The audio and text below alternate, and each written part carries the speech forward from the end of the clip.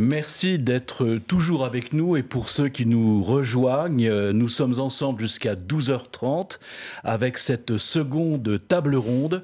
Rappelons que cette journée est particulière, celle du 6 octobre, c'est la journée nationale consacrée aux aidants.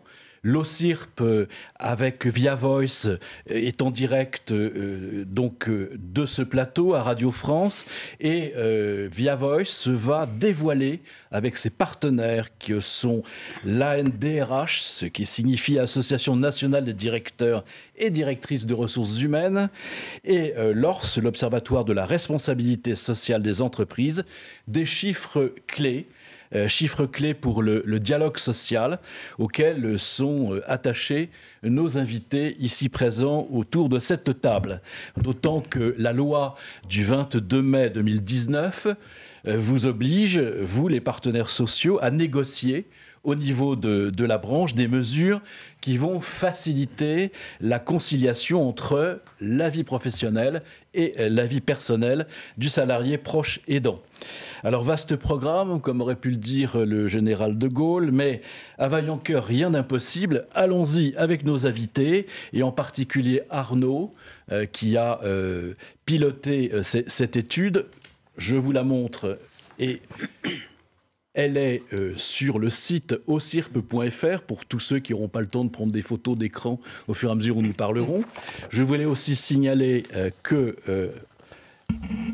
La Croix, que voici dans son édition d'aujourd'hui, a bien évidemment saisi l'occasion de parler dans un dossier tout à fait intéressant de la double vie des aidants salariés en particulier. Voilà pour, j'allais dire, le cadre. Place maintenant à nos invités que je vais présenter. Alors, Pascal Andrieux, CFE, CGC, UDAP, c'est ça? C'est ça. Parfait. Anne Balthazar, conseillère fédérale à Force ouvrière, et en particulier, vous vous occupez de la mission handicap. J'ai tout bon? C'est bon. Jocelyne Cabanal, vous êtes secrétaire nationale de la CFDT, en charge aussi, bien évidemment, de ces questions. Oui. Pascal Coton, vous êtes vice-présidente confédérale de la CFTC. Pour l'instant, je ne me suis pas trompé, c'est bien. Amaury de la Serre, vous êtes membre de la... C'est difficile à dire, FESP, donc c'est la FESP. Fédération des entreprises de services aux particuliers. Voilà, c'est beaucoup mieux. Et cofondateur de Brave in Care. Je le dis bien, ça va? Absolument. Bon. Agnès Autain, donc U2P CAPEB, la Confédération de l'artisanat et des petites entreprises du bâtiment.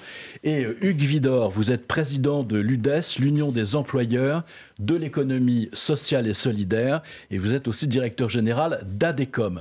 Et on le présente toujours, Arnaud Zigerman, cofondateur de l'Institut Via Voice, mais c'est en tant que chef d'orchestre de cette étude, de cet observatoire, que vous allez nous éclairer. Alors, on va justement appuyer cet échange que nous allons avoir sur la seconde, enfin la deuxième, parce qu'il y en aura une troisième, on ne dit pas seconde, la deuxième étude OSIRP Via Voice, qui cette année a interrogé encore une fois les salariés aidants ou non, les DRH et les partenaires sociaux. Alors, vous nous le disiez déjà dans la première table ronde, Arnaud, il y a... un adjectif à retenir quand on parle des aidants salariés, c'est le mot désemparé. Oui, c'est le mot désemparé. Alors nous, on a fait ce qu'on sait faire dans cette étude, on a fait des analyses statistiques, on aime bien creuser. Il ne faudrait pas croire que la population des aidants est une population homogène. Elle est assez hétérogène. Elle est hétérogène en fonction de deux paramètres essentiels. La première, alors je passe vraiment des aidants salariés, le premier critère, c'est l'intensité de leur situation aidance, le temps consacré à l'aidance. Le deuxième, c'est le soutien de leur entreprise. Lorsqu'on creuse ça et qu'on réalise des analyses statistiques auprès des aidants qu'on a interviewés, on voit qu'il y a 4 catégories. 4 catégories et 29% vont dans la catégorie des désemparés, c'est-à-dire effectivement une situation d'aidance qui est importante et peu d'aide de l'entreprise. Et là, vous le voyez à l'écran, la plupart des aidants, lorsqu'ils commencent à être en situation d'aidance, ils sont dans la catégorie qui est en bas à gauche, c'est-à-dire les vulnérables. C'est-à-dire tout est possible, tout peut leur arriver, mais finalement, qu'est-ce qu'ils vont faire qu'ils basculent à droite en bas dans la catégorie des désemparés ou bien à droite en haut dans la catégorie des accompagnés, c'est tout simplement le fait d'être accompagné, de savoir comment faire. Il y a bien entendu l'intensité de cette situation d'aidance et la configuration très particulière pour chacun des aidants, mais aussi, encore une fois, il n'y a pas de fatalité. Plus on est accompagné, mieux on est accompagné et plus effectivement la situation sera gérable par ces aidants. Alors, la perception des DRH en termes d'impact et de performance, que peut-on dire? Alors, on voit bien effectivement dans le volet de notre étude consacrée aux DRH, 76% d'entre eux estiment qu'il coûte plus cher de ne rien faire plutôt que d'agir pour les salariés aidants. Donc, il est important d'agir et de ne pas faire comme si cette situation n'existait pas ou bien n'avait pas d'impact sur les entreprises. De plus, ils sont 78% à déclarer que le soutien aux salariés aidants est véritablement un levier de performance pour les entreprises. Des contraintes, forcément, pour les DRH? Bah oui, des contraintes, elles sont assez claires et on en a évoqué quelques-unes tout à l'heure. 59% des DRH estiment effectivement avoir des difficultés à évaluer les salariés proches aidants au sein de leurs entreprises. Deux autres principaux freins ont été évoqués. Tout d'abord, le manque d'informations sur la thématique et ensuite la difficulté à évaluer le coût caché de l'aidance. Alors, mesdames, messieurs, vous avez entendu ces chiffres, vous les avez sous les yeux ou en tout cas à l'écran. Je vais vous demander bien évidemment de réagir à cela, réagir à ces données de l'Observatoire. On a mis en évidence deux éléments clés lors de la première table ronde. C'est l'âge d'entrée en aidance, c'est pas un joli mot, mais on se comprend bien, 36 ans. Je veux dire, c'est extraordinaire. La question que je voulais poser à Arnaud, c'est 39 ans l'année dernière. C'est de savoir si ça prend 3 ans comme ça et à quel moment on arrivera à l'adolescence. Mais c'est une question de prospective uniquement. Donc, ce qui est important, c'est de savoir votre vision de la question des salariés aidants au regard de tous ces chiffres. On peut commencer par Pascal, par exemple. Voilà, Pascal Coton, vice-présidente confédérale de la CFTC. Qu'est-ce qu'on fait à la CFTC sur ce problème? Comment le voit-on? On s'est aperçu que les salariés aidants sont, oui, effectivement, désemparés parce qu'ils ne font pas toujours le lien entre ce qui pourrait les aider dans l'entreprise. Donc, ils ont du mal déjà à en parler. Ils cachent au début qu'ils sont aidants. Et il faut, nous, en tous les cas, c'est ce que l'on fait, c'est que on forme nos responsables syndicaux qui sont dans les entreprises sur le sujet. Parce qu'on ne parle pas de la dépendance n'importe comment. On ne parle pas à un parent qui a un enfant en situation de handicap n'importe comment. Il faut savoir employer les mots et surtout lui montrer qu'il y a la possibilité de faire quelque chose. Malheureusement, il n'y a pas énormément d'entreprises, sauf dans les très grandes, où il y a des accords qui sont écrits, où les choses sont proposées pour aider le salarié aidant. Donc parfois, même l'organisation syndicale se trouve assez démunie pour donner le chemin pour aider la personne aidante. On a bien évidemment, nous, créé une bibliothèque des accords à la CFTC de façon à ce que celui qui en a besoin, il ait au moins un modèle. Mais il faut déjà commencer par faire de la communication et apprendre aux salariés à dire on est en difficulté, moi j'ai une personne aidante. Parfois, ça arrive du jour au lendemain.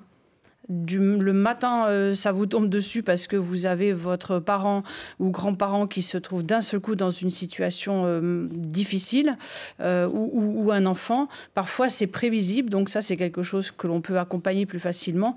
Mais il faut vraiment que l'on fasse de la communication et essayer de démontrer qu'entre le salarié aidant, les collègues, le DRH d'entreprise, la prévention, l'accompagnement, c'est un plus pour l'entreprise et c'est pas un moins. C'est pas encore quelqu'un qui va s'absenter tous les mercredis après-midi ou le vendredi pour accompagner la personne. Et il faut aussi que l'encadrant de cette personne-là soit en aptitude de détecter quand la personne aidante ne va pas bien et qu'elle aurait besoin de ce temps de pause.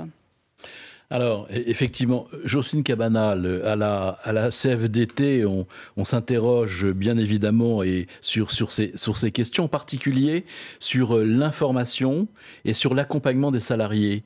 Quelle est votre politique en la matière ?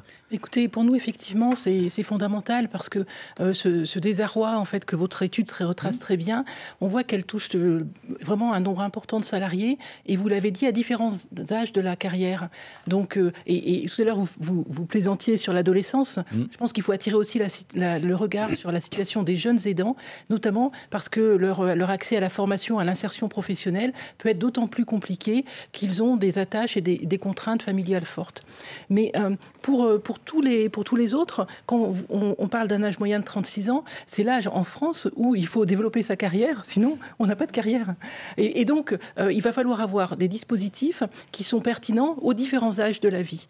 Je pense que cette question de l'information, elle est importante, et même, je dirais, la question de l'intermédiation, c'est-à-dire comment on est capable de contacter, d'aller vers aussi les personnes qui sont en situation. Pascal l'exprimait très bien, il y a une différence entre la situation pérenne et la situation qui est celle d'une urgence. Il faut arriver à traiter les deux situations. Sauf que quand vous êtes salarié et que vous vous retrouvez dans une situation d'aidance aiguë, là, il n'y a plus le temps d'aller chercher les renseignements, d'aller se renseigner sur tous les sites et tous les lieux où il y a de l'information. En fait, si vous n'avez pas eu la démarche en amont, c'est assez compliqué. Donc, ce que nous, on aimerait arriver à pousser, c'est que justement, la question de l'information, elle soit traitée à froid et qu'on soit vraiment dans de la prévention, de la désinsertion professionnelle, de la prévention finalement de l'intensité de l'aidance chaque fois que c'est possible. Et il y a des accords qui se mettent en place. Je pense à l'accord de la métallurgie, qui a été signé en février 2022, qui intègre vraiment cette question-là et qui prévoit, au niveau de la branche, d'intégrer la question de l'information, de la formation des managers, de façon à ce que, et des partenaires sociaux, de façon à ce que ce soit un sujet pris en charge collectivement. Alors on va, dans la seconde partie de notre échange, parler de la négociation collective, mais vous avez raison de le mettre bien évidemment en avant. Agnès Autain, c'est la même chose pour les petites et très petites et moyennes entreprises, parce que quand on parle de la métallurgie, on parle de grosses structures. Comment ça se passe, cette rencontre, si j'ose dire, dans une petite entreprise qui n'est pas forcément équipée en DRH, enfin, je ne sais pas. Alors, la rencontre se fait également dans les très petites entreprises. Pour autant, on est plutôt sur un cadre très informel. Alors, évidemment, on n'a pas de représentant RSE digne de ce nom, susceptible d'orienter correctement les salariés aidants. Pour autant, les choses se font. On a un grand nombre de conjoints chez nous qui participent encore à la gestion de l'activité de l'entreprise artisanale et qui vont accompagner le salarié aidant.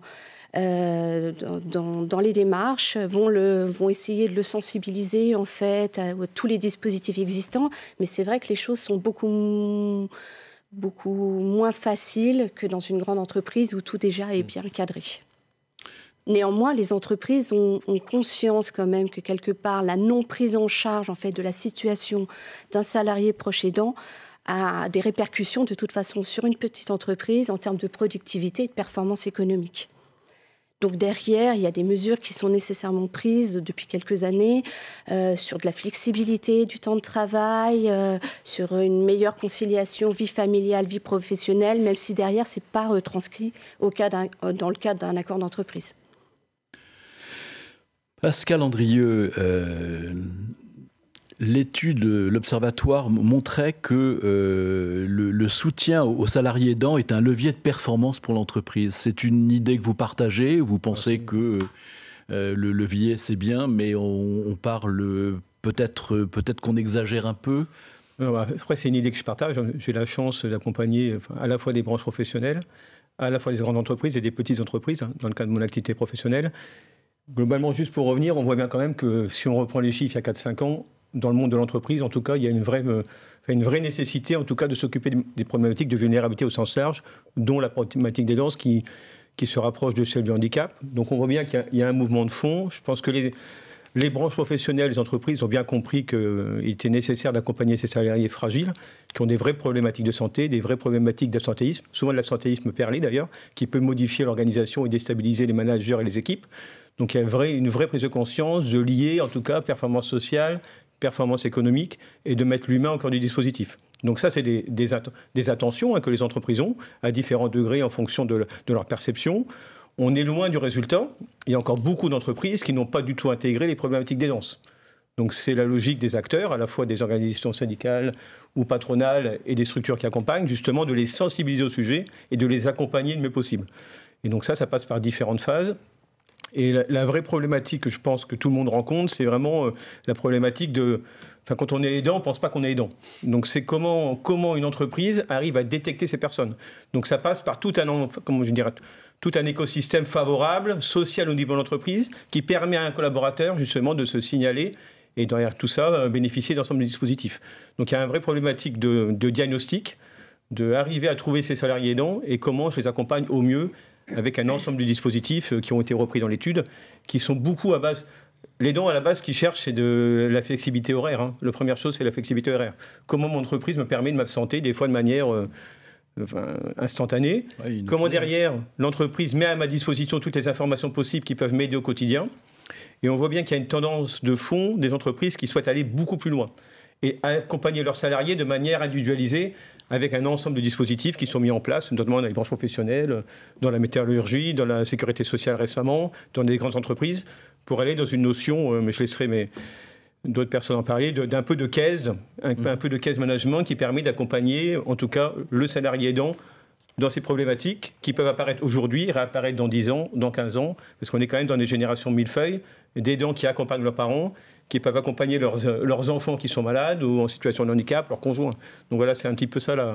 Mais en tout cas, il y a une tendance de fond, de prise en compte, de nécessité, mais c'est porté par les politiques RSE. Je pense qu'il faut aussi, c'est peut-être pas le terme, mais il faut aussi profiter de cette tendance de fond des politiques RSE mises en place par les entreprises, qui viennent à la fois des salariés, qui veulent que leur entreprise en fasse beaucoup plus, les clients aussi des entreprises qui veulent que leur entreprise soit plus vertueuse.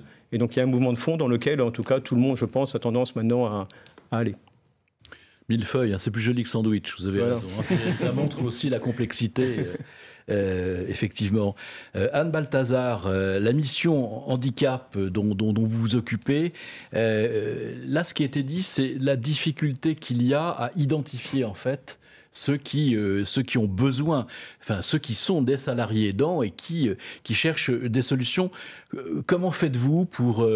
c'est difficile d'arriver dans une entreprise et de dire toi t'es aidant, toi tu l'es pas. Bon, ça se passe pas comme ça bien sûr. Et en même temps, il faut que ce soit efficace. Alors, quelle méthode, comment vous y prenez-vous ? Oui, c'est un sujet que je traite en fait dans la question du handicap parce que en fait les militants, les responsables syndicaux m'en parlent et notamment on organise des stages syndicaux pour outiller nos militants sur la négociation, l'accompagnement des salariés en CSE, à les défendre, etc. Et souvent maintenant j'en parle. C'est moi qui dis il y a aussi le sujet des aidants qu'il nous faut traiter. D'ailleurs, nous, on l'a traité dans notre congrès confédéral, par exemple. C'est devenu un vrai chapitre de revendication. On a fait un guide aussi FO sur cette thématique-là. Et le fait d'en parler en stage fait que la parole se libère. Et je ne sais pas, la moitié des personnes qui sont en stage, j'ai eu un stage hier, un stage la semaine dernière, ça ouvre vraiment. Et ils ont tous des cas dans l'entreprise. Ils sont tous concernés. D'ailleurs, moi, le message que je passe, c'est vous serez tous aidants, si vous ne l'êtes pas déjà, et vous serez tous aidés. Donc, il faut le considérer comme un sujet général, même si, évidemment, c'est que peut-être un quart des salariés, mais globalement, où c'est nous, où c'est notre conjoint, etc., on va être touchés. Donc, il faut s'en occuper, et il faut s'en occuper dans l'entreprise. Pour libérer la parole, c'est la première chose, dont ce qui est fait aujourd'hui ici, dans cette journée, est très important. Ça fait émerger un sujet qui était caché, qui est encore caché, parce que les salariés ne se dévoilent pas encore, ils n'osent pas. Ils n'osent pas parce que c'est un sujet qui n'est pas encore librement abordé de manière collective dans l'entreprise. C'est encore trop du gré à gré ou les arrêts de travail, mais on ne sait pas très bien. Donc on cherche encore à traiter, nous, en tant que syndicalistes, le sujet, mais on sait que vraiment, il faut l'ouvrir.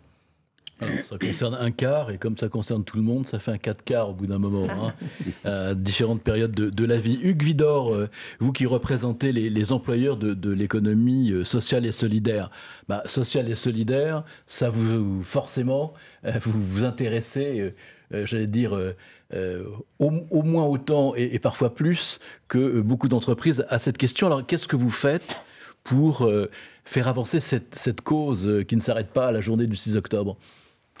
Oui, d'abord, peut-être dire effectivement que dans notre vision sociétale, la question de la cohésion sociale est capitale.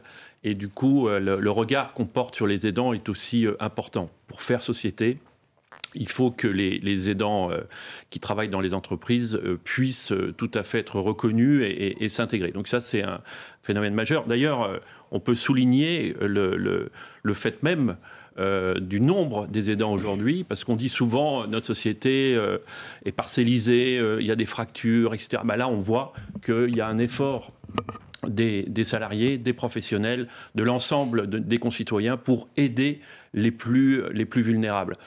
Il se trouve qu'au niveau de l'économie sociale et solidaire, il y a 16 branches, et dans ces 16 branches, il y en a au moins 3 qui sont très concernées par cette question du care et cette question du prendre soin. Donc, au fond, l'ESS est un peu à l'interface entre ces deux questionnements. C'est de quelle manière on prend en compte la personne vulnérable dans son environnement pour pouvoir l'accompagner et l'aider, qu'elle soit handicapée, qu'elle soit âgée, qu'elle soit jeune, qu'elle ait des problèmes familiaux. Mais c'est toute cette vision d'une forme de cohésion sociale adaptée.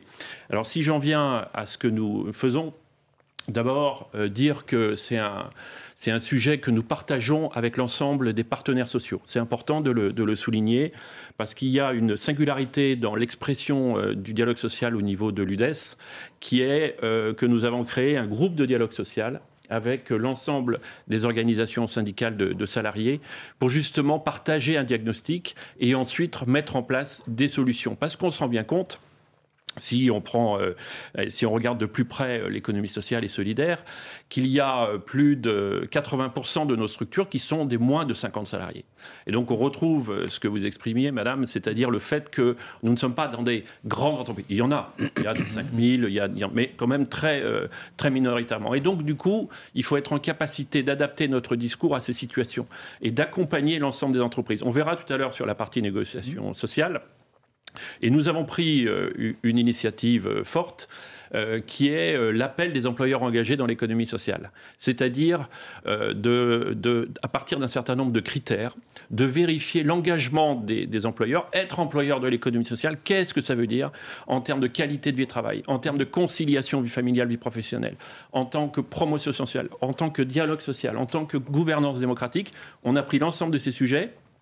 Et on va faire un petit peu comme a fait l'OCIRP, c'est-à-dire mesurer dans 2 ans et tous les 2 ans à travers un observatoire pour voir de quelle manière ça se met en œuvre. Ça, c'est pour le volet qui n'est pas un volet de négociation, mais qui est un volet d'incitation extrêmement forte parce qu'on se rend compte que pour résoudre cette question de l'accompagnement, il faut qu'il y ait une triade, au fond. Il y a la personne qui est accompagnée, il y a l'aidant professionnel, et puis il y a l'aidant salarié, l'aidant familial.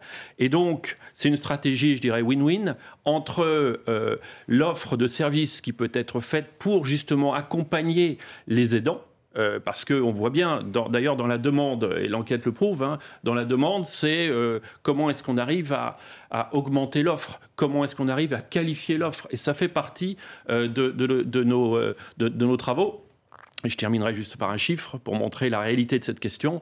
85%, d'après une étude Odoxa que nous avons faite d'ailleurs avec le CIRP et avec ADEDOM, il y a maintenant 1 an, prouve que 85% des citoyens souhaitent être accompagnés à domicile. Alors l'aidant, ce n'est pas simplement à domicile, mais n'empêche que ça en fait partie et c'est utile de pouvoir la qualifier, cette offre, et de la renforcer pour que l'aidant puisse être accompagné au mieux possible.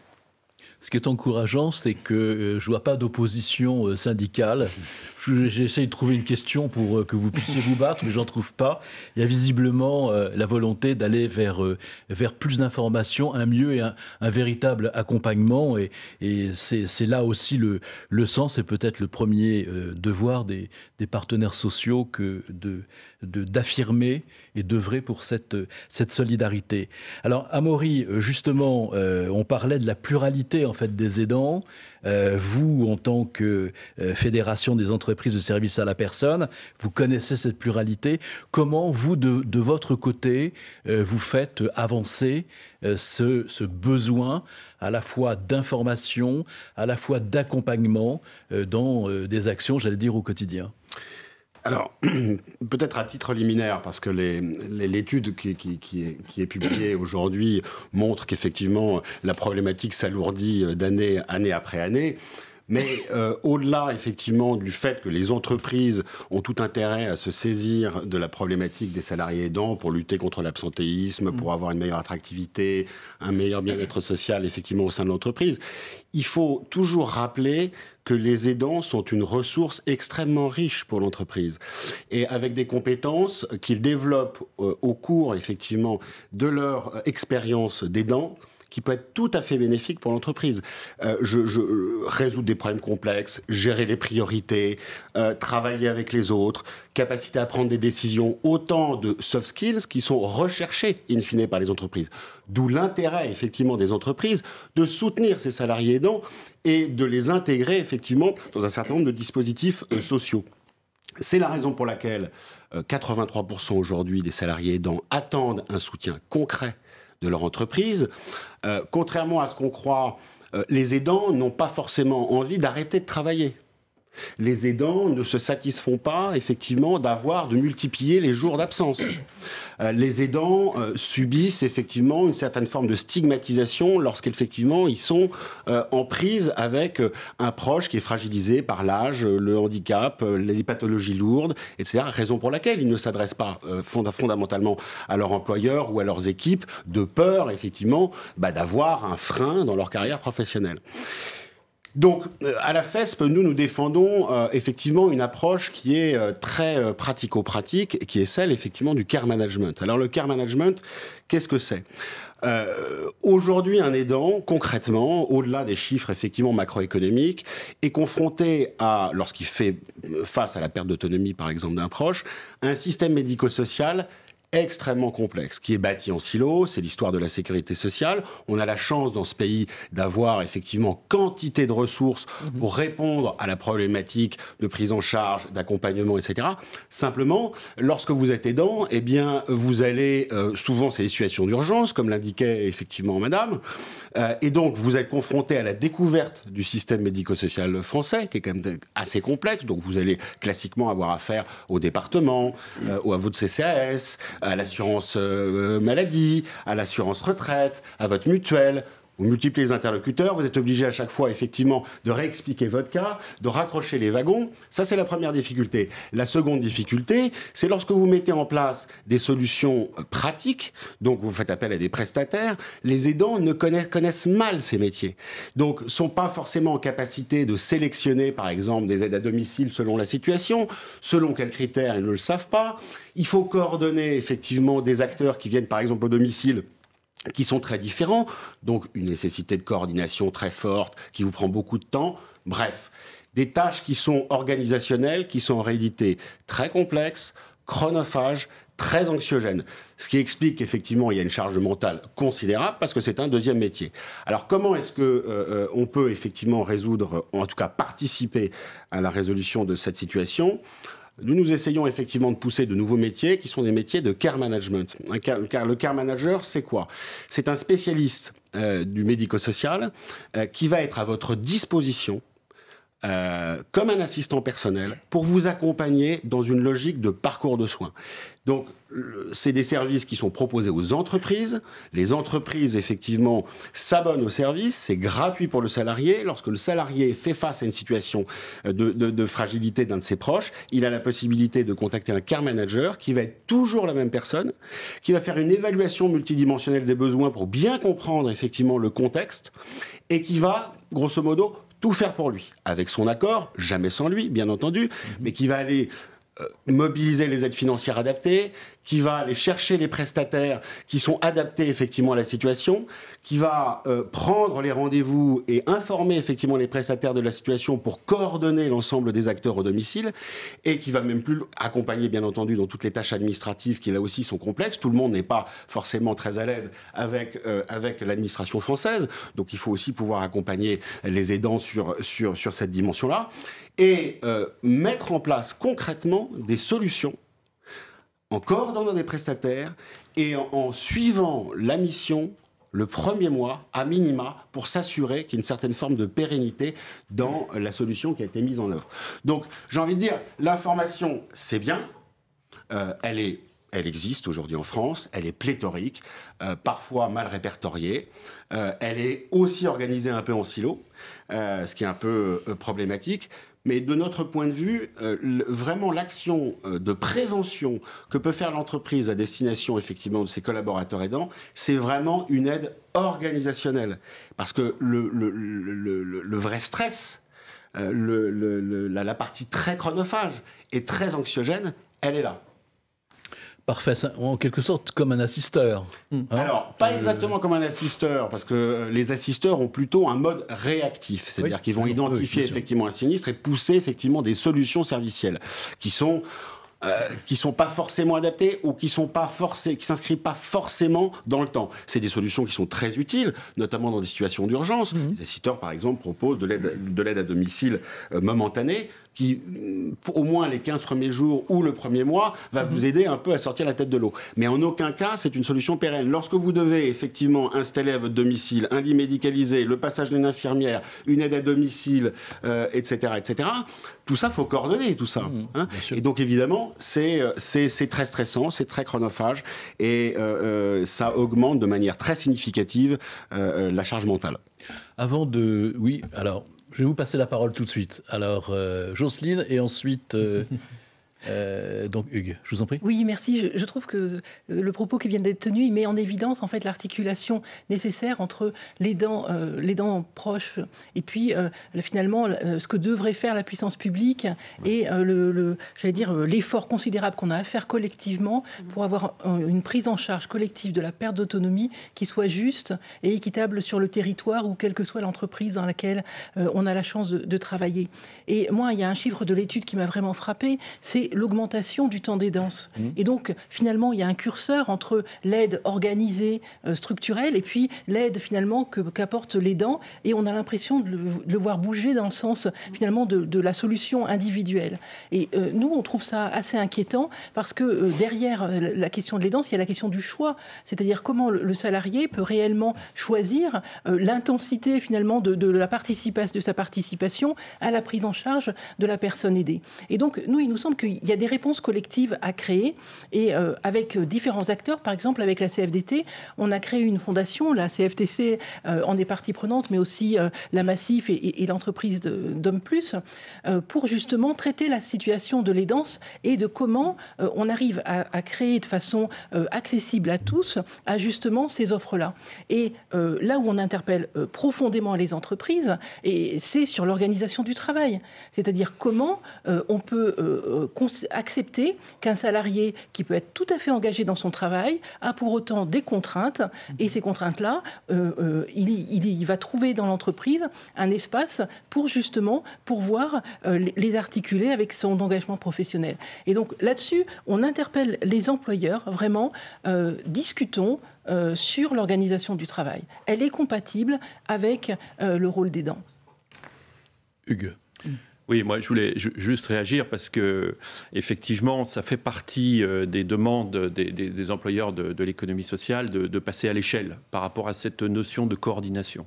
Cette fonction de coordination et diagnostic, elle est essentielle dans l'offre et dans la réponse aux besoins. Et que pour qu'elle passe à l'échelle, effectivement, notre approche pour nous, c'est que ça doit être financé par la solidarité nationale. Sinon, on risque d'avoir des effets de bord avec ceux qui auront la possibilité, et notamment les grandes entreprises, qui auront la possibilité de financer finalement cet accompagnement, et les autres qui ne le pourront pas. Et donc ça pose un problème, je dirais à la fois d'équité de traitement sur les territoires et de responsabilité et de citoyenneté. De ce point de vue, on peut quand même considérer que du côté de la puissance publique, les choses bougent. Je veux parler du dernier PLFSS sur le sujet, avec la notion de service autonomie qui mêle l'articulation entre l'aide et le soin, et avec une fonction de coordination. Pour nous, ça ne va pas assez loin, parce qu'il faudrait que ça aille plus loin, un petit peu comme vous l'avez exprimé, c'est-à-dire que c'est la prise en compte de l'ensemble des besoins, mais avec un financement qui est de la solidarité nationale. Parce que là, on est sur un sujet qui est un sujet sociétal. Vous parliez du chiffre, c'est monstrueux, c'est énorme, 11 millions. Le temps d'être à 36 ans finalement concerné par ce sujet, c'est aussi capital que ça évite d'avoir des effets de bord qu'on constate en termes de carrière professionnelle et autres. Donc, moi, je rejoins vos propos sur l'idée que la puissance publique doit s'inspirer, et c'est intéressant, mais doit s'inspirer de ces modèles pour les mettre à l'échelle, sans quoi on risque de fabriquer quelque part de l'inéquité de traitement. Alors, on va poursuivre. Non, vous voulez dire quelque chose ? Juste rajouter, c'est vrai que si on prend ce qui a été vu dans la première conférence, le vieillissement de la population, l'augmentation des maladies chroniques et peut-être demain le report de l'âge de la retraite, de toute façon, on va se retrouver avec une population d'aidants qui va augmenter. Comme l'a dit Amaury, c'est vrai qu'on va de plus en plus vers une notion maintenant de care manager, qui est vraiment un dispositif qui fonctionne, et tout ce qui est soft skill, c'est un vrai sujet, mais avant de le prouver dans le monde de l'entreprise, finalement valoriser les compétences des aidants dans l'entreprise, on sait qu'on a encore un peu de travail, mais c'est vraiment une tendance de fond. Et on voit bien que où ça passe par les branches, dans le cadre de haut degré de solidarité, où les branches maintenant, dans le cadre de 2% de cotisation, arrivent à mettre en place des dispositifs qui du coup touchent un nombre d'entreprises plus large.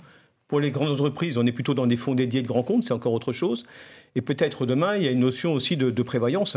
Comment j'intègre demain des contrats de prévoyance qui intègrent les problématiques d'aidance. Et on voit que c'est des dispositifs qui commencent en tout cas à se mettre en place, avec des produits qui sont mis en place.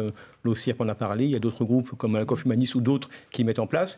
Et ces produits de prévoyance collective répondent finalement aux problématiques des aidants, parce que ça intègre des notions de care, ça peut intégrer des notions d'accompagnement social, de services, de panier de services. Donc il y a forcément beaucoup de solutions qui sont portées par énormément d'acteurs. On va en parler dans la deuxième partie, justement. Non, mais merci pour cette fantastique transition. Ça me facilite mon travail. Anne, oui, dans la même, quelques instants. Oui, dans la même ligne. C'est vrai que c'est un sujet qui doit aller au-delà du gré à gré, au-delà de l'entreprise.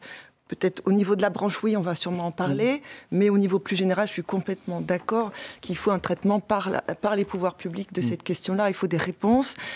Ça peut s'appeler service public de l'autonomie. C'est une question qui est portée par la 5e branche, la branche autonomie qui est maintenant rattachée à la sécurité sociale. Voilà, c'est quelque chose qu'il faut installer, qu'il faut instaurer pour tous, pour avoir une égalité de traitement sur le territoire, pour pas qu'on bricole les uns et les autres, même s'il y a des très belles choses qui sont faites, notamment au niveau des branches. Je crois qu'il y a un vrai sujet qui n'est pas bien traité encore, mais qui a vocation à l'être, mais ça ne suffit pas. Et il y a des droits qui doivent être posés aussi pour ces personnes. Les droits à la retraite, il n'y a rien, enfin il y a un tout petit quelque chose de prise en charge. On parle de ce qui risque d'arriver qu'on va combattre, mais déjà aujourd'hui, il n'y a pas assez pour ces personnes qui s'épuisent, comme les personnes en situation de handicap aussi, il n'y a pas assez. C'est-à-dire qu'il n'y a pas de bonification suffisante pour les personnes handicapées, il n'y en a pas. Par année passée en situation d'aidance ou de handicap, il y a quand même vraiment quelque chose à faire du point de vue de la puissance publique. Alors ça coûte de l'argent. Ça coûte de l'argent, on va en parler justement. Abordons donc le sujet de la négociation collective, sa place par rapport aux politiques des ressources humaines ou du RSE. À quel niveau négocier? On a commencé à déflorer un peu le sujet, la branche, l'entreprise. Et puis sur quoi surtout? Le contenu, les horaires, les congés, le répit, l'accès à l'information, les garanties de type prévoyance. Et pour cela, on va en parler, enfin voir ce que l'Observatoire dévoile avec notre irremplaçable expert Arnaud, sorte de boussole qui indique le nord sans être à l'ouest. Arnaud, alors? On va essayer de ne pas être à l'ouest. Donc on voit bien effectivement dans notre étude que les DRH sont favorables à la négociation collective sur les aidants. 85% d'entre eux approuvent l'obligation légale de négocier sur les aidants dans les branches professionnelles et 58% jugent probable que leur entreprise négociera à l'avenir sur les salariés aidants. Voilà, donc les chiffres sont là. Maintenant, moi je vous donne la parole à chacun d'entre vous sur cet aspect-là.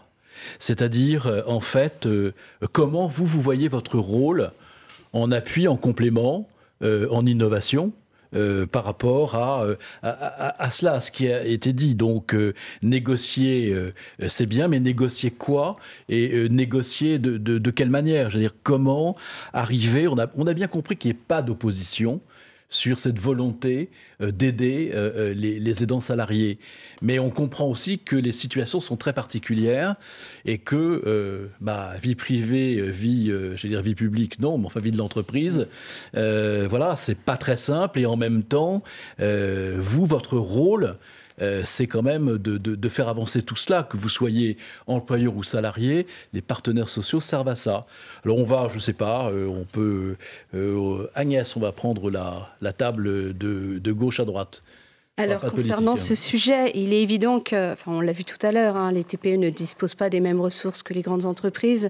Donc, pour nous, en fait, les branches professionnelles sont à un niveau pertinent pour agir sur la thématique des aidants. Elles ont cet avantage en fait de toucher l'ensemble du secteur et d'emporter à la fois les grandes entreprises mais également les très petites entreprises concernées. Et par ailleurs, elles ont aussi l'avantage d'assurer une certaine cohérence dans la mise en place en fait des dispositifs existants au sein du secteur d'activité concerné. Et donc nous, bien entendu, nous pousserons en ce sens. Après, derrière, bien sûr, il y a des enjeux qui ont été soulevés dans l'étude et qui devront être traités par les partenaires sociaux. Un enjeu de pédagogie, il est nécessaire d'informer les entreprises. Un enjeu derrière en termes de mutualisation. Il va falloir de toute façon qu'on élabore une feuille de route en délimitant le périmètre concerné. Après, je voulais ajouter qu'on ne part pas de rien. Il y a quand même quelques branches qui se seront déjà clairement positionnées en fait, sur les salariés aidants. Il y a l'accord du 13 juillet 2021, accord signé par l'UCANS, les organisations représentatives et la CAPSA, qui touche en fait les salariés aidants et qui en fait comporte des actions à la fois d'information, de sensibilisation.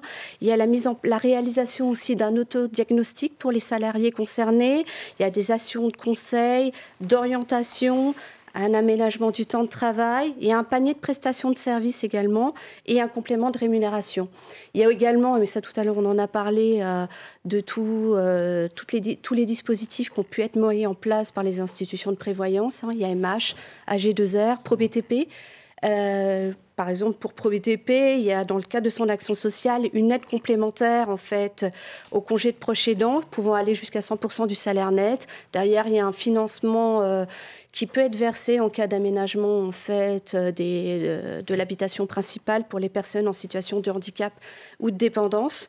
Voilà, donc simplement vous dire que de toute façon, au titre de l'UDP, nous serons favorables à la mise en place de dispositions dans le cadre d'accords de branche. Très bien, Pascal. Nous, ce qu'on a toujours dit à la CFTC, c'est qu'un salarié n'est pas salarié de 8h du matin à 18h et qu'après, il avait une autre vie. Quand il vient dans l'entreprise et qu'il a su ou confier son enfant ou sa maman dépendante, et le soir, quand il rentre, qu'il a vraiment du temps un peu pour lui et comment il s'organise, il se sentira beaucoup mieux dans l'entreprise. Donc déjà, première difficulté pour l'enfance, Voilà, normalement, le CESE, j'ai co-rapporté un avis sur la création d'un service public de la petite enfance pour que chaque parent sache à la naissance où est-ce qu'il pourra confier son enfant, sur quel territoire, avec quelles ressources. Il faudrait que l'on fasse pareil pour la personne dépendante, quelles que soient vos ressources, votre territoire, quelle que soit votre situation professionnelle, familiale, il faudrait qu'on puisse répondre. On voit bien que ce n'est absolument pas possible. Et donc, du coup, des hommes et des femmes se mettent en retrait à des moments donnés de leur emploi, soit des journées complètes, soit des heures, pour pouvoir justement pallier ce manque de structure ou ce manque d'aide par rapport aux personnes dépendantes. Et donc, il y a autant la responsabilité dans l'entreprise d'organiser les choses, de rendre un parcours clair, parce que là, depuis tout à l'heure, on s'aperçoit qu'il y a 1001 solutions, mais nulle part, il y a un endroit où on peut aller chercher la solution, parce que, comme vous le disiez, chaque cas est particulier, chaque dépendance est particulière, chaque personne aidante est particulière. Donc ça, c'est la première chose. La deuxième chose que l'on dit aussi, c'est qu'on ne devient pas aidant dans sa tête du jour au lendemain. Il y a besoin d'avoir de temps de formation. On ne va pas soulever quelqu'un qui a un certain poids de la même façon que quand c'est un enfant qui a que quelques mois. Donc ça s'apprend pour, d'une part, dans la prévention, ne pas s'abîmer soi-même et que l'aidant ne soit pas le futur aidé dans les mois qui suivent. Donc on a tout ça à organiser. Mais l'État a une responsabilité sur ce sujet-là. On ne peut pas dire c'est aux entreprises de tout faire. Bien évidemment qu'elles doivent faire. On sait faire. On sait faire des accords, que ce soit de branches dans l'entreprise. Là-dessus, il n'y a pas de souci. Mais au niveau financier, il y a besoin d'aide. Bien évidemment, ça a un coût, ça c'est certain. Et la deuxième chose que je voulais dire, et on l'a effleuré un petit peu, je suis négociatrice sur les retraites. Moi, je vois les cas principalement de femmes qui arrêtent de travailler plus tôt parce qu'elles n'ont pas la possibilité de confier leurs parents ou beaux-parents à une institution parce qu'ils n'en ont pas les moyens ou parce qu'il n'y en a pas le temps, qui arrêtent de travailler plus tôt ou qui baissent et deviennent à temps partiel, bien évidemment, où ce n'est pas les quelques euros qui leur sont donnés en termes d'indemnité qui va faire que leur retraite sera correcte. Et donc, du coup, je pense que l'aidant, on doit pouvoir le reconnaître comme du temps familial travaillé et l'État devrait octroyer des trimestres gratuits à ces personnes qui se mettent entre parenthèses. Je finis pour donner un exemple qui est absolument très important. Aujourd'hui, le gouvernement annonce qu'il n'y aura pas de retraite à moins de 1 000 euros. Il va faire en sorte que celui qui a travaillé toute sa vie, à 100%, il aura 1 000 euros. Et alors, tous ceux qui auront aidé un enfant en situation de handicap ou une personne dépendante, lui, il est puni 2 fois. Il n'aura pas droit aux 1 000 euros. Donc, je pense que c'est vraiment de se réveiller collectivement. Les entreprises, petites, grandes ou moyennes, l'ont fait. Les partenaires sociaux l'ont fait. Les organisations syndicales, les instituts qui veulent bien nous aider, les associations également. Mais là, l'État a une grande part de responsabilité sur le réveillez-vous. Merci. Mais oui, effectivement. Amaury. Alors d'abord, moi je me félicite qu'effectivement il y ait une obligation de négociation effectivement dans ces accords. C'est une obligation de négociation, c'est pas une obligation de faire. Bon, donc il y a peut-être effectivement peut-être un étage à passer. L'obligation de moyens, pas de résultats. Voilà, quand même. exactement, oui. Exactement. Mais ce qui crée déjà effectivement une sensibilisation sur le sujet, crée un effet d'entraînement, etc. Ensuite, sur les branches. Alors, c'est vrai que les branches, traditionnellement, ont une action qui est assez structurante, notamment sur ces questions-là, au sein des entreprises. Mais comme vous le disiez très justement, et comme je pense que c'est partagé très largement autour de la table, la difficulté, effectivement, d'intervenir auprès de salariés aidants, c'est effectivement la question de la communication, la sensibilisation et le repérage. Or, le problème, c'est que la branche est quand même assez éloignée. Donc on a effectivement une vraie problématique de communication, de sensibilisation et de repérage individuel des aidants lorsqu'effectivement on part de la branche. C'est très nécessaire, c'est très structurant, ça répond dans un premier temps effectivement à des problématiques de petites entreprises, quoiqu'il existe quand même des solutions de care management très adaptées pour les très petites entreprises, mais fondamentalement, ça crée quand même une problématique. Il faut donc que tout le monde s'y mette. L'entreprise qui va effectivement prendre conscience de l'intérêt de se soucier de ses salariés aidants pour des questions sociales, de performance, économiques, etc., etc., on doit être en capacité d'embarquer toutes les parties prenantes. Ça veut dire quoi? Ça veut dire qu'il faut sensibiliser, effectivement, comme vous disiez, madame, les équipes RH, les équipes de managers, les partenaires sociaux, les équipes d'assistantes sociales, si elles existent dans des grands groupes, etc., et bien entendu, les salariés. C'est vraiment un travail de fond pour, encore une fois, faire émerger le sujet, sensibiliser les gens, repérer les aidants, pour être en capacité, effectivement, de leur apporter des solutions. Deuxième point, qui est, de mon point de vue, effectivement, un point très clivant, prévention ou curation. On est traditionnellement dans un pays qui facilite très facilement des solutions de curation. C'est le cas effectivement du congé, dans ces cas d'un certain nombre de dispositifs, de dons de jours, etc., qui sont très utiles, je ne les remets pas du tout en cause, mais qui ne répondent pas forcément totalement à la problématique de l'aidant, qui lui a plutôt assez envie de continuer à une vie normale, continuer à envie de travailler, à progresser dans sa carrière, d'avoir effectivement des liens sociaux, d'où la nécessité effectivement de mettre l'accent sur la prévention. Et ça, l'entreprise est un bon territoire de prévention. Et pour ce faire, il faut inciter effectivement les entreprises à faire de la prévention. Je prends l'exemple que madame connaît bien, qui est la parentalité. La parentalité, où là aussi, des problématiques lourdes de petite enfance, de garde d'enfants, etc. On a créé le crédit impôt famille, qui est donc une offre qui permet à l'entreprise de défiscaliser un certain nombre d'actions qu'elle va porter à destination de ses salariés sur notamment la question de la parentalité.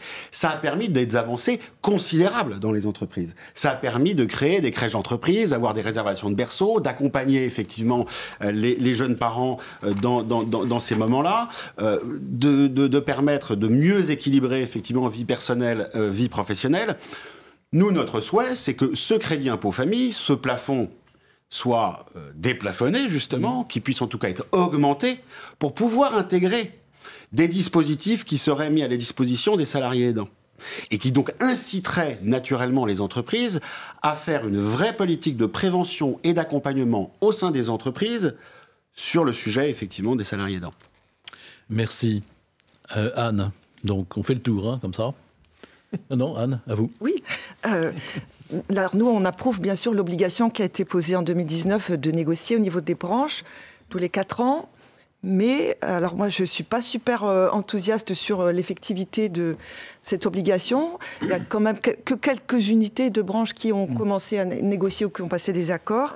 Il faudrait vraiment booster ça. Mais enfin, c'est notre rôle à tous. Nous, on le fait dans nos stages aussi. Dans la brochure qui a été publiée là, on a vraiment un gros chapitre négociation avec des indications de ce qu'on peut négocier dedans. Et ça, c'est important de donner des clés aussi de négociation sur un sujet qui n'a pas encore été forcément partout défriché.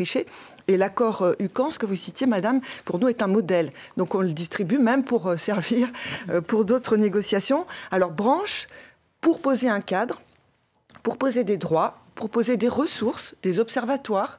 Mais je pense aussi qu'il faut qu'il y ait une prise de relais dans l'entreprise pour que le sujet soit vraiment appréhendé, pour la question de la détection aussi des personnes et pour l'accompagnement au plus près du terrain.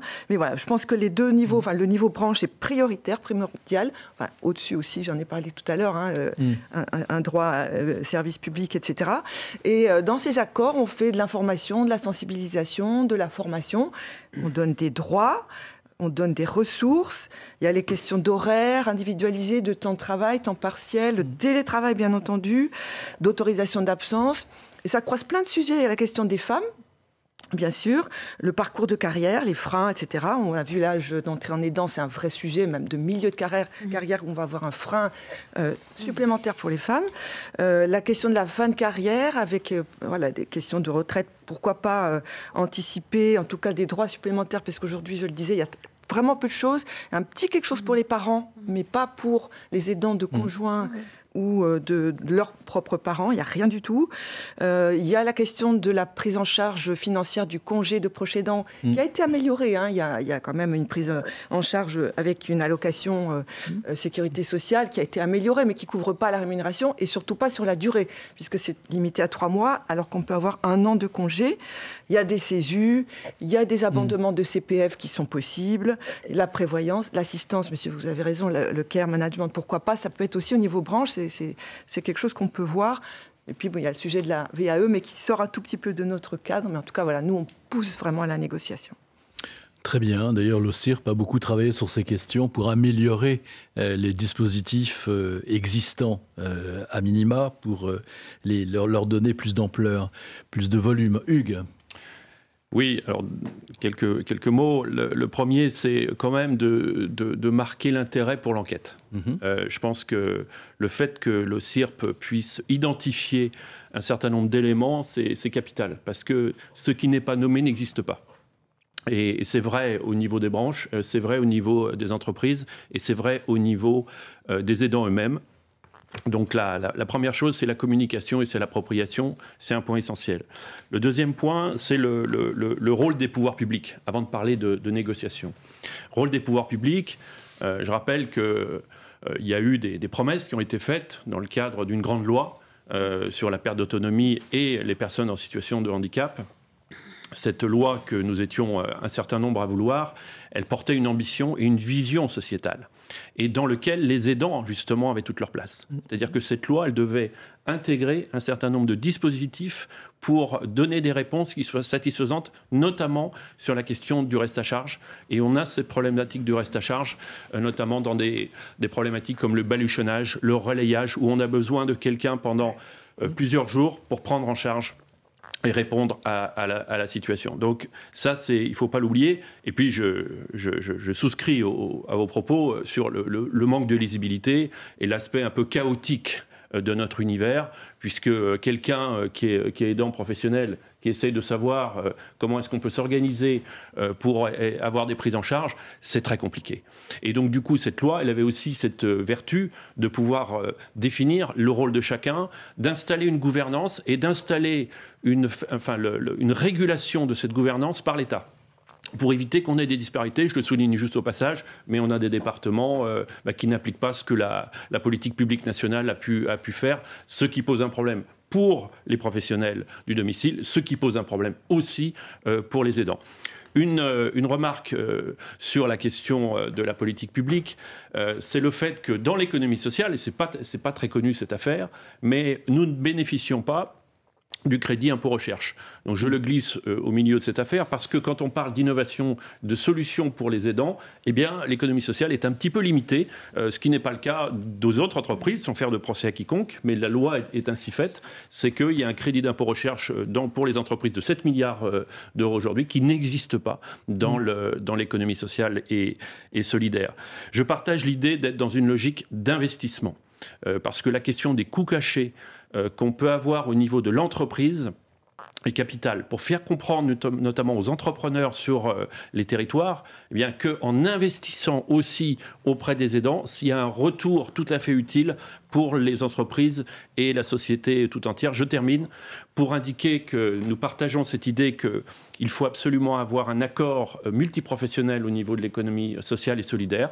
Nous le portons, nous l'avons proposé au groupe de dialogue social. Je ne détaille pas le contenu, notamment sur les aspects de réponse aux aidants ou de solutions, mais je dirais que ça participe au débat en disant il faut qu'on aille sur des accords multipro en la matière, pour ce qui concerne notre champ, avec des déclinaisons branche par branche, parce que les situations ne sont pas exactement les mêmes en fonction des branches, et ça a été souligné, et je le prends à mon compte aussi, ça garantit une forme d'homogénéité de traitement sur les territoires, parce que vous avez des entreprises qui ont des moyens, même dans l'économie sociale, et puis des entreprises où il n'y a pas de moyens.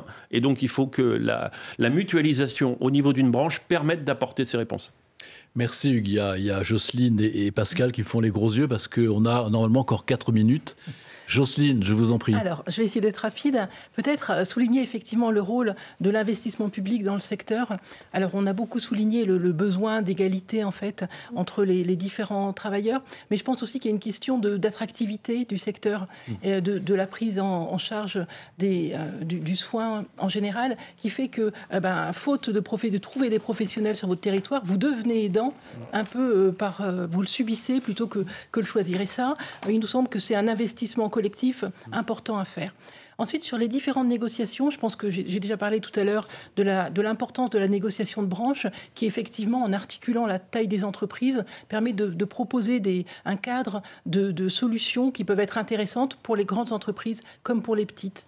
Mais je rajouterai 2 niveaux qui me paraissent intéressants. Celui de l'entreprise, bien sûr, parce que là, on va pouvoir vraiment parler organisation du travail. C'est pas du tout pareil quand vous êtes une entreprise où les gens sont postés sur des postes qui ont peut-être des contraintes horaires extrêmement fortes, ou au contraire, si vous êtes avec des dossiers où vous pouvez rattraper le temps, enfin bouger et faire passer l'activité avec une forme de souplesse différente. Donc ce niveau de l'entreprise, il est fondamental et on doit arriver à négocier aujourd'hui l'organisation du travail en intégrant la question des aidants et des vulnérabilités de façon plus générale. Et puis je rajouterai quand même le niveau territorial, parce que c'est important que les solutions qui soient trouvées le fassent en faisant vivre l'écosystème, en respectant les acteurs qui parfois sont investis sur le territoire. Je pense aux commissions paritaires, alors les CPRIA pour l'artisanat, mais aussi il y a des commissions paritaires pour les petites entreprises. Des fois, le dialogue social est un peu poussif au sein de ces commissions, je le dis de façon assez transparente. Investissons ce sujet qui est quand même particulièrement important. Et donc, il y a cette négociation pour les aidants. J'aimerais intégrer aussi la négociation pour l'égalité entre les femmes et les hommes, parce qu'il y a un aspect genré qui est tellement fort sur cette question que je pense qu'on ne pourra pas traiter la question des inégalités entre les femmes et les hommes si on ne règle pas cette question de l'aidance. Merci Pascal. Allez, en 1 minute. Speedy Pascal. On voit bien que la réponse, elle est collective. De toute façon, on voit bien que ça soit par les branches, que ça soit par les entreprises, que ça soit par les pouvoirs publics. On voit bien qu'il faut une réponse collective. On voit bien que c'est compliqué, même quand on met en place des accords comme sur la sécurité sociale. Moi, j'y ai participé, donc je connais bien le dispositif. Ça va nécessiter par un accompagnement fort. Parce que passer d'une branche qui négocie et soit mis en place, c'est complexe. On voit bien que les sujets de prévention, ils sont importants. Parce qu'il ne faut pas seulement traiter du curatif. Donc comment demain, dans une entreprise, on arrive à avoir un diagnostic? C'est quoi les signaux faibles? Qu'est-ce qui me dit que cette personne sortie d'hospice ou autre sera demain aidante? Donc il faut travailler beaucoup plus sur la prévention que sur le curatif. Et si on prend le congé proche aidant, on voit bien que l'indemnisation est très faible. Donc ça passe peut-être par un sujet de prise en charge de points pour la retraite, par d'autres contrats de dépendance. Voilà, donc il y a énormément de dispositifs. En tout cas, le travail n'est pas fini. Le travail n'est pas fini, mais en tout cas, on sent de votre part une volonté de le prendre... J'allais dire, quand le bâtiment va, tout va, quoi. Donc, absolument. Alors, il y a des questions qui m'arrivent. On va essayer quand même non seulement on va en tenir compte, mais surtout, je vous demanderai une réponse très brève. Là, les partenaires sociaux peuvent-ils orienter les activités sociales et culturelles des entreprises vers les dispositifs d'aide aux aidants? Alors, est-ce qu'il y a cette possibilité, cette volonté des partenaires sociaux? Levez la main comme à l'école, je ne sais pas. Je ne vais pas tous vous prendre, mais... Ça n'a pas l'air de vous inspirer beaucoup. Je peux juste pas... Oui, tout à fait, c'est possible. Je pense que la question des CESU, par exemple, qui vont permettre de solvabiliser et de rendre accessible à ceux qui auraient des revenus parfois insuffisants, d'accéder à des services dont ils peuvent avoir besoin. Mais moi, je dis, il y a quand même un sujet cœur d'entreprise, vraiment organisation du travail, capacité de voir comment on peut gérer cette fragilité parfois soudaine, parfois récurrente, de façon à ce que le salarié puisse gérer en toute tranquillité cette aidance. Non. On a quand même, dans le niveau des branches professionnelles, le haut degré de solidarité. Donc ça permet quand même d'activer de nombreux dispositifs à mettre en place, à travailler. Et comme vous le dites, ça passe aussi par l'entreprise. De toute façon, ça passe pour créer un climat social favorable qui permet à des personnes qui sont vulnérables de se signaler et de pouvoir évoluer positivement avec des périodes d'arrêt, de reprise de travail. Et donc ça, il faut que l'entreprise le prenne en place. Et ce que tu as indiqué, ces soft skills-là, finalement, il ne faut pas les perdre. C'est un petit peu ce qu'on fait sur les personnes qui sont atteintes d'un cancer.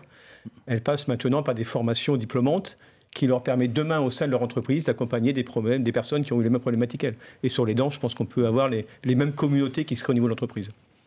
Très bien, c'est ça la solidarité. Alors là, c'est pas une question en fait, c'est un commentaire tout à fait à propos. Il faut un effort de pédagogie en direction des délégués syndicaux.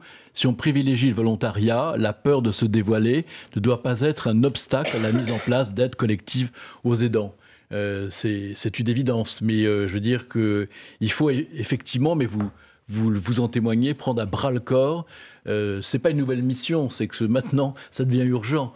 Voilà, de pouvoir s'approprier totalement et de ne pas laisser au seul pouvoir public le soin de s'occuper de tout. Ils sont indispensables, vous l'avez dit, mais les partenaires sociaux le sont aussi, puisqu'ils sont co-responsable aussi de la bonne marche des entreprises et de la santé des salariés. Ben voilà, écoutez, je vais rappeler cette belle étude de l'OCIRP, si on peut la montrer à l'écran. Vous pouvez aussi la trouver sur Internet, sur ocirp.fr. Ça vous permettra de reprendre en fait tous les points qui ont été, j'allais dire, mis en avant par Via Voice, qui est à l'origine de cette étude avec l'OCIRP.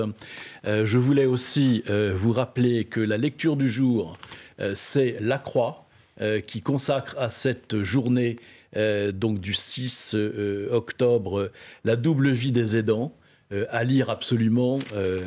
Il y avait une question tout à l'heure où on disait les médias s'en parent pas assez du sujet. Là, ils s'en emparent, donc emparons-nous des médias aussi. Voilà, merci pour ceux qui ont, j'allais dire, nous ont écoutés ou nous ont vus en présentiel, en distanciel, au ciel, etc., cette première heure et demie et cette seconde heure et demie sur ce sujet. Et puis, c'est vrai, on remercie toujours tout le monde, mais si, moi, je voudrais remercier chacun, ce qui n'est pas tout à fait la même chose pour ses implications dans sa famille, dans l'entreprise. Merci à l'OCIRP, à la NDRH, à l'ORS, à la compagnie des aidants pour leur implication. Chacun mouille sa chemise, donc et tant mieux. Merci à Radio France aussi, qui est aux côtés de l'OCIRP, participe à cette mission de service public pour porter haut et fort cette volonté. Puis je rappellerai ce slogan qu'on a trouvé au début. Vous savez, il y a aimons-nous les uns les autres. Nous, c'est aidons-nous les uns les autres. Donc aidons les salariés aidants. Merci à tous. Merci. Merci.